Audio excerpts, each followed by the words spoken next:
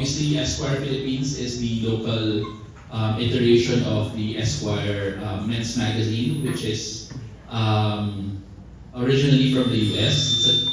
It's an American publication, and just in case you guys didn't know, Esquire is celebrating its 92nd anniversary this year, so 92 years na ang Esquire.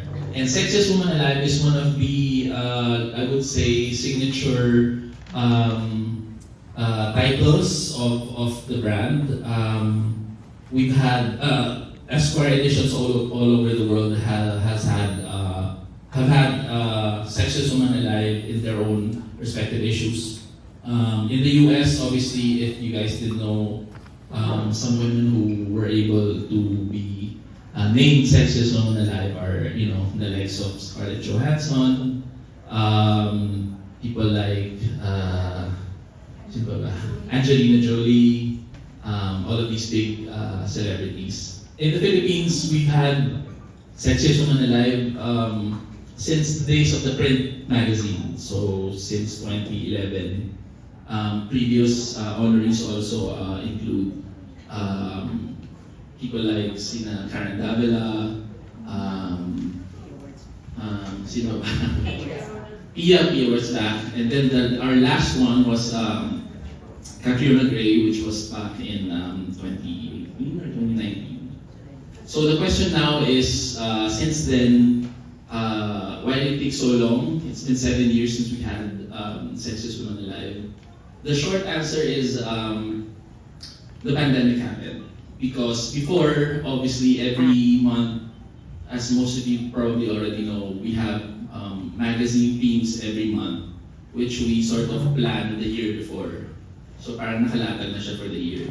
And when the pandemic happened, that sort of messed up the whole schedule. And I guess it's true for all publications. In our case, it took us 2 or 3 years before we sort of got our rhythm back because of the pandemic. And so yeah, we only sort of got our groove back, so to speak, in terms of having themes, monthly themes last year. And so this year, we sort of, the editorial team decided na, hey, we haven't done Sexiest Woman Alive in so long. So that's why we finally did it. And we are so lucky that Ms. Janine agreed. And then, unahan na din kayo, why Janine? I'm sure that's the question. But, I mean, I'll throw the question back to you guys, and why not her? I mean, it's very obvious naman. But I guess the process of how we came to Janine, the editorial team, as always, we sit down in a room and we sort of discuss who we think are, worthy to possess this title. And let me tell you now, it was a very short list. We did not have a lot of names in mind, but then I didn't tell you this, Janine, pero remember the first time I met you last year, it was lunch at a restaurant. We didn't really get to interact a lot, but later that night, we saw each other again at the Esquire Philippines desk, right? With obviously your partner was there. Jericho was our actor of the year, and Janine was there, and that was when I kind of got to talk to her a little bit more, and that's when I realized na this lady, obviously she's very beautiful, she's very sexy, but when you talk to her, it's increasingly obvious that there's something else there. She's obviously intelligent. She speaks her mind, but she's also very gracious and kind, which are all qualities that we sort of were looking for. So long story short, that's how it happened. And when we reached out to her and her team, they very kindly said yes to this. So that's how it happened. Thank you so much, PJ. In your end po, what made you say Yes, doing this cover, since you have been face of a lot of brands and magazines in the past, and what is the difference ng cover na ito sa karera niyo po ngayon? Honestly, I was super surprised, pero yes agad, kasi syempre I'm familiar with the Sexiest Woman Alive title, and I always wanted to do an Esquire cover. It's one of the covers na never ko nagawa, ever.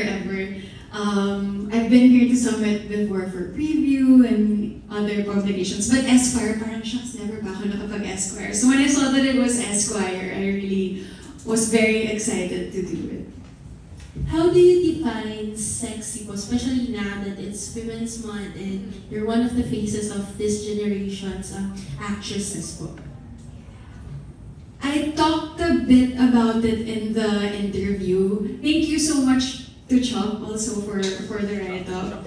So Chop yung nagsulat. And I define sexy as being brave and parang fully authentic to who you are as a woman, all the good and all the bad, and just being passionate with the things in your life, like the people you love, your work, your advocacies. I feel like that kind of passion is what defines a sexy person. Parang pang beauty queen. Janine of being Esquire's cover. Okay. So speaking of bravery, how do you know when to hold back or speak up in any issue? I feel like if it's something that you think is important and deserves awareness, then you shouldn't be afraid to speak up. Sometimes nga, pag medyo may konting kaba, baka that makes it even more worth it to say something. And yeah, parang there are a lot of things kasi na might be very important to you, but the people around you don't know about na this thing is going on, or may balitang ganyan, or there's this way that you can help. Like even within your household or sa barkada mo, parang it's always important to speak up about the things that you feel need more awareness. Because like even within your small circle, parang it can make a big impact.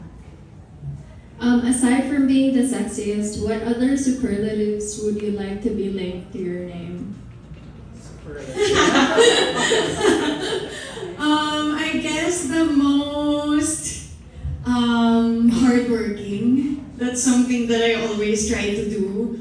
The most professional. And this year, I really just want to be also the most joyful. Parang there's been a lot of difficult things that have happened in the past, and parang the lesson for me talaga is to really find joy in everything, like even in the small accomplishments, like I drank my vitamins today, or may nire-share ako ng article na parang sa tingin ko mahalaga. I think it's always good to celebrate and be joyful and try to spread that to the people around you. Thank you, FK. Of course, Nagsusuot ka ng sexy, baka masabihan ka ng pinagnanasaan ka ng mga lalaki. Anong masasabi mo doon sa comment na yun? Siyempre, sobrang hindi okay yun. Hindi ka tanggap-tanggap yun. And I applaud Anne for really speaking up against it. And I really admire what she said na kung ano man yung nangyari sa kanya, it's not just about her. Parang she really used her platform para magsalita in behalf of like all the women who experience these things every day. So, syempre, we're all behind her and we all try to push empowerment forward for all women, no matter kung anong trabaho, kung anong suot mo, kung ilang taon ka, or kung nasaan ka. Parang, women deserve respect, and I'm grateful that there are women like her who really are not afraid to speak up about it. What was your reaction, or your candid reaction when you heard those nasty comments against Anne? Alam mo, I knew you would ask about this. I knew. Naramdaman mo na agad. Very good. Siyempre nakakagalit. Sobrang nakakagalit. Kadiri for that to be even said out loud anywhere, more so to be said in like a place of power in public office. So, syempre, ang sama talaga pakinggan. And hopefully it serves also as a lesson to all the other men and politicians to really be reminded that that is not acceptable. And on the flip side, what do you say to women para mailabas nila yung confidence, the sexiness inside of them? Because sexy naman is not just physical, Ako, I feel like the reason why PJ and his team chose you because you're beauty and brains. Ka-level mo si Catriona sa si Pia. Diba? So, what piece of advice would you give to anyone out there para ilabas nila yung kanilang sexiness and fire and confidence sa loob nila? Well, thank you una sa lahat, MJ, kasi sobrang hinahangaan ko yan si Catriona and Pia. They're not just beautiful, but they're so passionate sa mga advocacy nila and supporting other women. So, ako mismo na-influence na ng confidence nila. They're so smart and they're so kind and talagang nag-radiate yung parang, yung puso nila, ramdam mo. So, I guess what I can share then to other women is to just embrace the good and the bad about you. Parang, it's okay to make mistakes as long as you keep growing, as long as you are always kind to the people around you and to the people you encounter, and na you're always uplifting also other women. Sobrang mahalaga yun kasi it's sobrang confidence booster when you have like a group of women around you that really lift you up, whether may pinagdadaanan ka or there's something that you're kind of insecure about. So, sa tingin ko, it's just kindness sa sarili mo and to the people around you. And maybe just not be so hard on yourself. Parang let your kung ano mang kakeng ko yan and like little quirks about you shine because that really makes you special. Just be you. Jason, that's na lang. Just Sorry. be you. Actually, Jericho, when he found out that you're the sexiest woman alive. Happy siya. Happy siya. Yeah, he actually, sabi nga ni PJ, he posted on his Instagram na he's feeling lucky. So I am so happy, syempre, to have someone who's so supportive and sweet and